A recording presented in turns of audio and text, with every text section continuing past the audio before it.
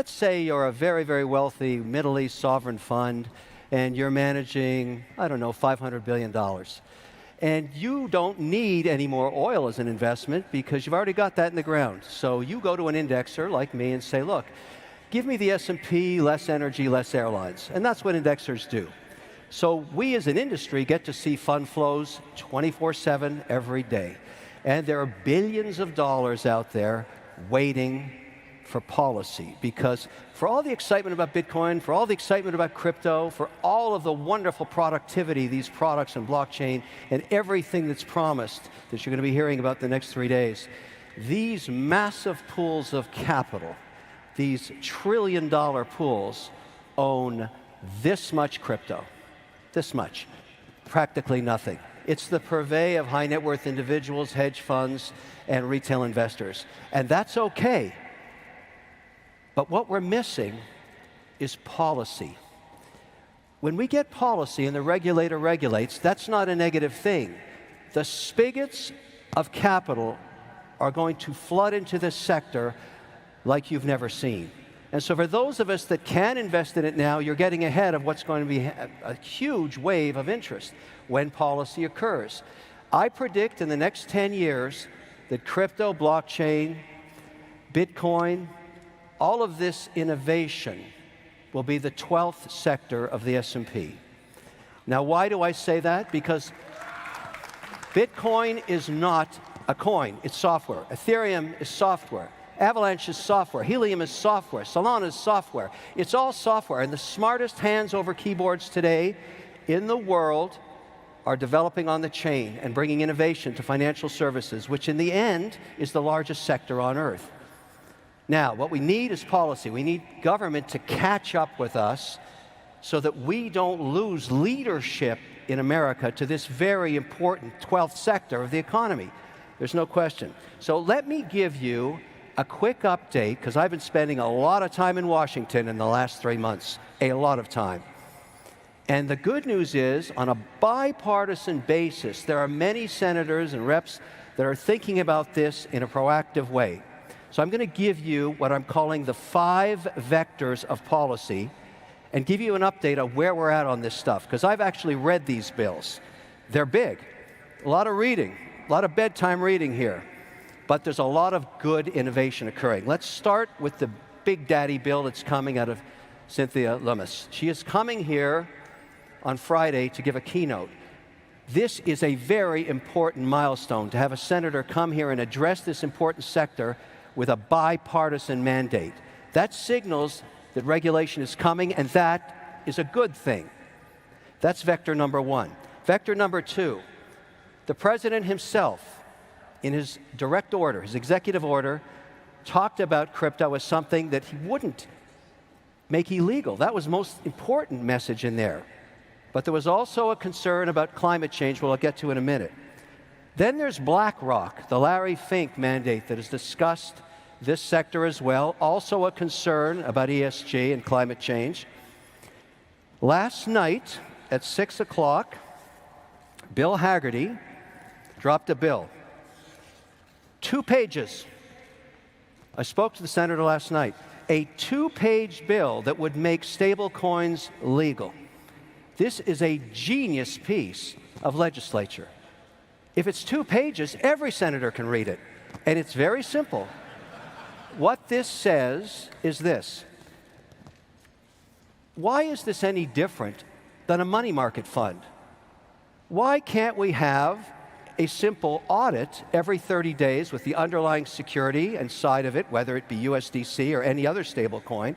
And why can't we limit the duration of the asset to 12 months or less? And then why don't we let the market compete to provide stable coins, which are now way past $100 billion, and allow institutions to put this on their balance sheets? 2-page bill. There's a senator that wants to do business. I, of course, applaud this mandate because my own auditor won't let me and my operating company do anything with stablecoin because there's no regulation on it. So maybe the best way to approach this for all of us that are interested in crypto is to pick one pillar of value. And right now, I would argue that stablecoins are one of the fastest growing asset classes outside of Bitcoin, and help this become policy and law and watch what happens. And the reason you should care is, if it's backed by the US dollar, it will become the reserve currency of the earth. That's what will happen. And why would we want to give that up to any other country? Why would we ever give that innovation up? So let's regulate this. Let's get behind this bill and make it happen. And I'm not asking the federal government to write one line of code. That's not their job. Let the free market, let the private sector develop these stablecoin products and let them compete, just like Fidelity competes with their money market fund, like Schwab competes. They're regulated and everybody uses them when they have a cash balance on their account. Let's do the same thing here. That way, we have the innovators coding and we have the government regulating. That's a great outcome. It's coming soon. Now, let's talk about the minefields in the 5 vectors of policy. We'll start with the SEC.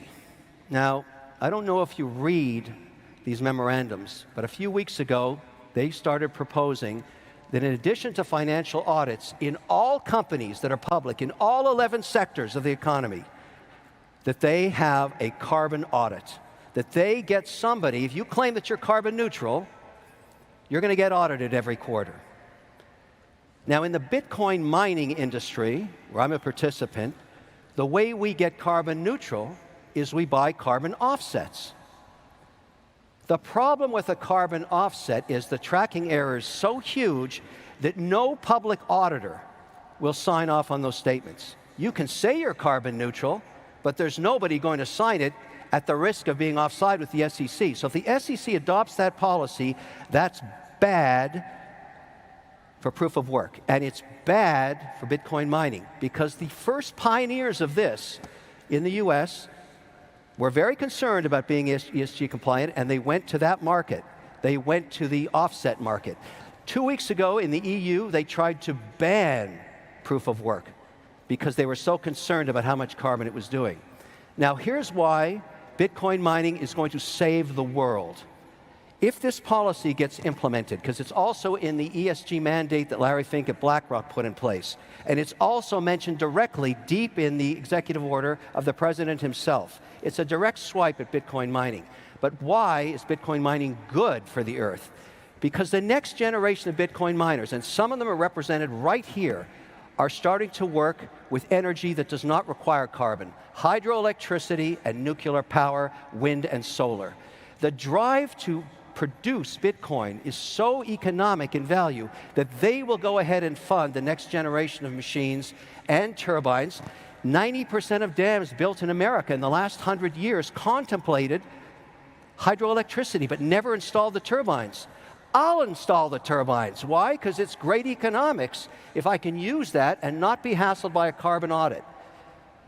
This is the future of Bitcoin mining. We will be developing power for all communities while we mine coin in an ethical and 100% green mandate that we can do with hydroelectricity. This speaks to Montana. It speaks to the Tennessee Valley, upstate New York, Quebec, Canada, northern Norway. All of these places, Georgia, have an abundance of unused hydro, and that is the future of Bitcoin mining. And it's a good thing. It provides for communities. It provides extra power. And the capital required for this is unlimited. Now, the beautiful strategy here is when we get policy, this is the Loomis bill right here, and there's lots of good news in this thing, when we make Bitcoin an allocation for institutions, which they do not have yet, what I predict will happen, they will put between 50 basis points and 3 basis points or 300 basis points into their portfolios.